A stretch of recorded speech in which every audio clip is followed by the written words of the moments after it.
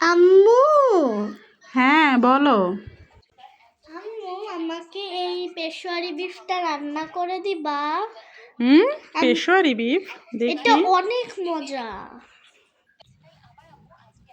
Please একটু রান্না করে দাও না। পেশোয়ারি বিফটা তো অনেক মজা, প্লিজ একটু রান্না করে দাও না। পেশোয়ারি বিফ আচ্ছা ঠিক আছে, রান্না করে দেবে। এটা অনেক মজা, তোমার কি দেখে খেতে ইচ্ছে করছে? এটা অনেক মজা, আমাকে একটু রান্না করে দাও। আজকে দুপুরবেলা আমি তোমাকে পেশোয়ারি বিফ রান্না করে দেবো, ঠিক আছে? খুশি? হ্যাঁ। চলে আসলাম আমি আমার মেয়ের পছন্দের পেশোয়ারি বিফ রান্না করতে। আর এই পেশোয়ারি বিফটা কিন্তু পাকিস্তানের অনেক অনেক জনপ্রিয় একটা খাবার। এটা কিন্তু সম্পূর্ণ তেল মশলা ছাড়া এই মাংসটা রান্না করা হয়। পাকিস্তানের কিন্তু একটা মানে প্রসিদ্ধ খাবার এটা, পেশোয়ারি বিফ। আর এটা এখন কিন্তু বাংলাদেশেও কিন্তু অনেক জনপ্রিয়তা লাভ করেছে। অনেক রেস্টুরেন্টে অনেক জায়গায় জায়গায় কিন্তু রান্না করা হচ্ছে। তো এই যে এখানে কিন্তু আমি মাংস নিয়ে নিয়েছি, চর্বিওয়ালা মাংস। আর পেশোয়ারি বিফের জন্য কিন্তু চর্বিওয়ালা মাংসই নিতে হবে। তো মাংসগুলোকে সুন্দরভাবে আমি ধুয়ে পরিষ্কার করে এই যে লবণ মাখিয়ে নিলাম। লবণ মাখিয়ে কিন্তু আমি 20 মিনিটের মতো এটাকে রেস্টে দিয়ে দিব। তারপরে এই যে আমি এবার দিচ্ছি এখানে 1 চামচ ঘি। এটা কিন্তু ঘি আমি একটু ভেজে নিব। ভেজে নিলে হবে কি, মানে পেশোয়ারি বিফের টেস্টটা অনেক অনেক বেশি বেড়ে যাবে। যেহেতু এখানে কোনো রকম তেল ব্যবহার করব না, জাস্ট সামান্য 1 চামচ শুধুমাত্র ঘিয়ের ব্যবহারই আছে। এখানে যারা বাবুর্চিরা রান্না করেছে তারাও কিন্তু এই ঘিটা দিয়ে কিন্তু আগে একটু ভেজে নিয়েছে। অনেকে অনেক রকমভাবে রান্না করেছে, অনেকে দেখা যায় পেঁয়াজ রসুন কিছুই দেয় নাই। তো আমি যেহেতু বাঙালি মানুষ, আমি আবার একটু মশলা না হলে আমাদের আসলে ভালোও লাগে না, বাঙালি বলে কথা। তো এখানে এই যে আমি ঘিয়ে মাংসটা কিন্তু সুন্দরভাবে ভেজে নিয়েছি। তারপরে এই যে আমি এক এক করে একটু মশলা দিয়ে দিচ্ছি।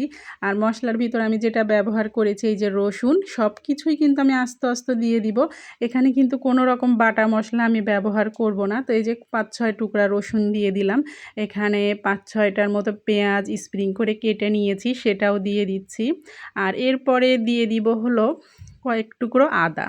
আদাটাও কিন্তু আমি বেটে দেই নাই, আদাটাও কিন্তু দেখেন আমি স্লাইস করে সুন্দরভাবে কেটে দিয়েছি আস্তে আস্তে করে। আর দিয়ে দিব হলো টমেটো। টমেটোটা কিন্তু স্পেশাল, পেশোয়ারি গোশের জন্য টমেটোটা কিন্তু মাছটা লাগবেই। এটা কিন্তু দেখা যাচ্ছে মাংসের টেস্টটা অনেক অনেক গুণ বাড়িয়ে দেয়। এখানে কিন্তু হলুদ মরিচ ধনিয়া জিরা কোনো মশলার ব্যবহার হবে না।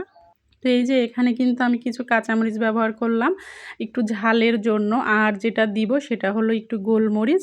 এখানে কিন্তু অন্য কোনো আর এলাচ দারচিনি কোনো মশলাই যাবে না, জাস্ট মশলার ভিতর শুধু এই গোলমরিচটাই দিয়ে দিচ্ছি। তারপরে এই যে দিয়ে দিচ্ছি আলু। আলুটা কিন্তু মানে খেতে ভালো লাগে এই মাংসের সঙ্গে। আমি যতগুলো ভিডিও দেখেছি বাবুর্চিরা সবাই কিন্তু এখানে আলু ব্যবহার করেছে, যার কারণে যে আমিও করলাম। তো এখানে কিন্তু আমি যে একটু সামান্য কষিয়ে নিচ্ছি মাংসটা। তো কষানোতেই দেখেন কতটা পরিমাণ পানি বের হয়েছে, এই পানিতেই কিন্তু মাংসটা সম্পূর্ণ সিদ্ধ হয়ে যাবে। আর এই মাংসটা কিন্তু সম্পূর্ণ দমে রান্না করা হয়। মোটামুটি আমি এখানে 2-2.5 ঘন্টার মতো দম দিয়ে দিব।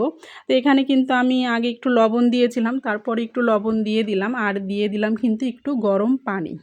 তো এই যে গরম পানিটা দিয়ে আমি সুন্দর মতো যে এখন ঢাকা দিয়ে দিচ্ছি, এটাকে আমি 2.5 ঘন্টা পর এসে দেখবো যে আসলে আমার মাংসটা কেমন হয়েছে।